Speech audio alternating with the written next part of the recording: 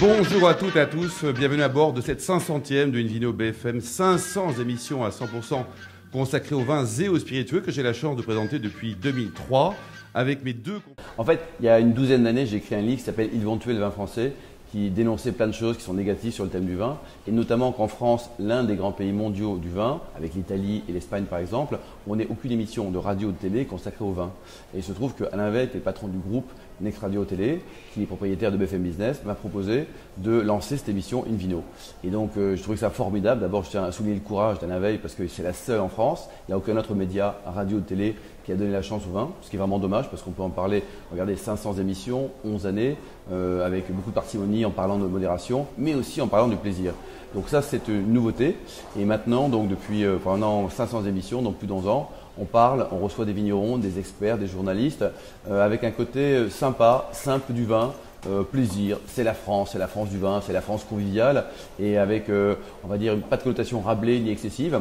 Mais je pense qu'il y a une vraie noblesse. C'est aussi un produit qui est à la fois culturel, c'est un produit qui est aussi économique. Et puis, parmi les 80 millions de touristes qui viennent chaque année en France, qu'est-ce qu'ils font ici? C'est notamment déguster des bons vins français. Ça, c'est une chance pour nous. Depuis 11 ans, j'ai essayé de donner un style, on sourit, on s'amuse, on plaisante. Enfin, c'est la convivialité du vin, c'est des dîners de copains version radio, et avec plein d'intervenants qui viennent. Et c'est vrai que sur les 25 chroniqueurs qui participent régulièrement à l'émission, je pense qu'ils ont tous de l'humour. Est-ce que c'est un trait? Est-ce que j'ai choisi pour tel? La réponse est oui. Enfin, comprenons-nous.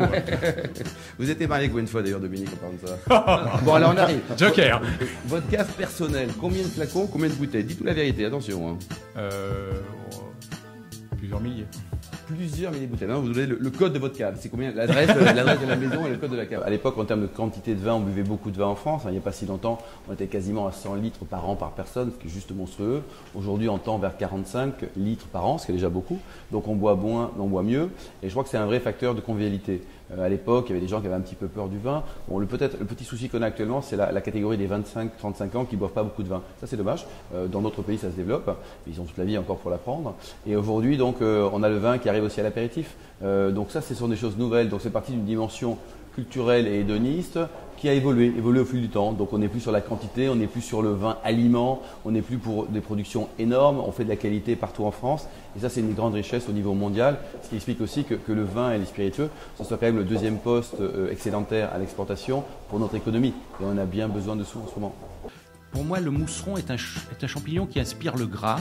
Et j'ai décidé donc de le mélanger avec les moules et de juxtaposer les deux jus, le jus de moule et le jus de mousseron. C'est juste un tout petit peu de beurre et de citron, voilà. Qu'est-ce que vous pouvez imaginer comme vin? Tiens, Guy, vous aimez le vin d'ailleurs, hein? Oui. La gastronomie et le vin, c'est un duo qui est indissociable. Quelqu'un qui va goûter un bon plat sans un bon verre de vin, c'est presque un sacrilège. C'est un sacrilège, voilà.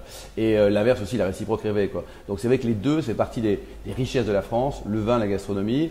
On a une tendance à boire moins et à manger moins, ce qui est très bien, mais on peut associer et harmoniser les deux. À l'occasion de la 500e émission, on a parlé d'une appellation qui est méconnue, Sauternes, en tout cas qui est très connue mais peu consommée, Sauternes. Et ça, c'est dommage parce qu'on parle d'association culinaire, donc les deux sont vraiment intimement liés et c'est une chance. On a la chance d'avoir quasiment les meilleurs vignerons du monde et on a la chance d'avoir aussi les meilleurs cuisiniers du monde.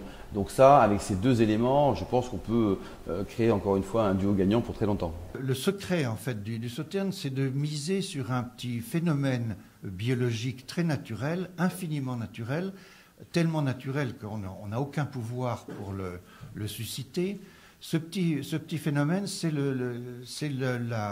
la transformation biologique du jus de raisin sur le raisin, dans le raisin, avant même les vendanges. Cette transformation est magique, mystérieuse, et elle a un effet prodigieux. Nous, on prêche la modération depuis 500 numéros. À chaque fois qu'il y a un excès, on dit attention, mais franchement, un verre de vin, 2 verres de vin par jour, c'est juste formidable. C'est antidépresseur, qu'on arrête de consommer des médicaments en France, qu'on fasse travailler les pharmacies du vignoble. Un bon petit verre de vin, tout le monde est détendu, arrêtez de prendre des pilules. Donc oui, il y a des gens qui considèrent, à juste titre d'ailleurs, quand on boit trop, c'est pas bien, et ils ont raison. Et on est vraiment la lutte contre l'alcoolisme, c'est normal.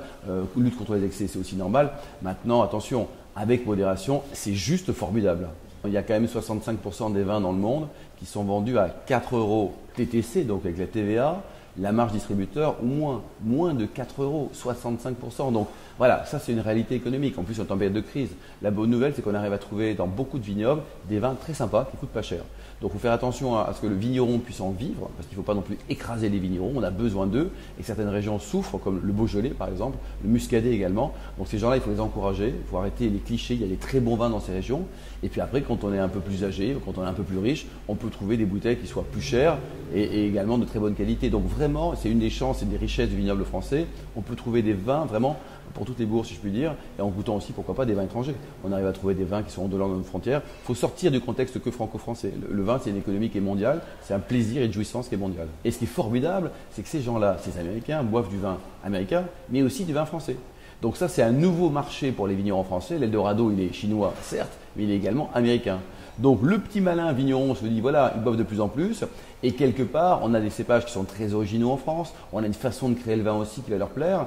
On ne peut pas arriver sur les vins en permanence uniformisés, comme on peut trouver parfois en France et beaucoup aux États-Unis, même s'ils sont des très grands vins. À un moment donné, il faut sortir du goût de noisette ou du goût de cerise. Il y a autre chose. Et la vraie vie du vin, on l'a chez nous en France. Donc il faut l'exporter. La maison Gallo, qui est une grande maison américaine, elle investit en marketing sur le marché anglo-saxon, uniquement en Angleterre, autant d'argent que tous les vignerons français réunis. Voilà. Une société. Donc quand ils y vont à fond. Donc oui, il y a du marketing. Et je crois que ce n'est pas un gros mot, au contraire. On peut associer la qualité, la quantité, le marketing pour que tout le monde vive également. Donc ça ne me choque pas. Mais c'est vrai que les Américains, quand ils ont décidé de lancer un produit en disant « nous allons imposer le vin », ils l'ont bien fait. Donc ils ont eu un raisonnement simple en disant « qu'est-ce qu'ils veulent ?» Ils ont eu un raisonnement simple en disant qu'est-ce qu'ils veulent, les consommateurs, et je vais créer des vins comme du yaourt, qui correspondent aux consommateurs. Et ça, c'est très malin. Moi, ça ne me choque pas du tout. Et quand on va visiter la Napa Valley, les vignobles américains, on voit un Disneyland du vin. Ils sont tous beaux, ils sont tous sympas, ils sont tous contents de voir des clients. Et ça, c'est formidable. Allez faire un tour de temps en temps en Bourgogne, dans le Bordelais, vous tapez 40 fois à la porte du monsieur, il ne veut pas vous ouvrir. Il n'a plus de vin à vendre. Ou alors, il n'est pas là. Il n'est pas là, hein, alors qu'il y a marqué ouvert tous les jours. Donc là-dessus, on a fait beaucoup de progrès en France au niveau de l'œnotourisme, l'accueil, mais on a encore du boulot. Et là, on peut s'inspirer du marché américain. C'est vrai que le réseau d'influence, le guide du networking, c'est la 6e édition qui est sortie il y a quelques semaines, depuis 1997.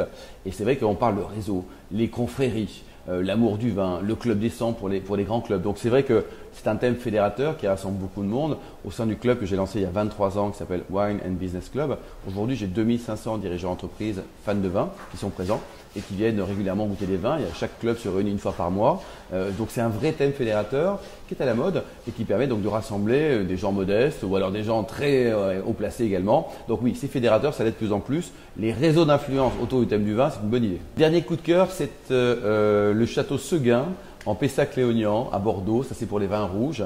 Et pour les vins blancs, c'est le Clos des Polilles. C'est un vin du Roussillon, un Collioure précisément, blanc sur un millésime 2011. Donc un coup de cœur rouge, le château Seguin à Bordeaux, et un coup de cœur blanc, le Clos des Polilles en Collioure.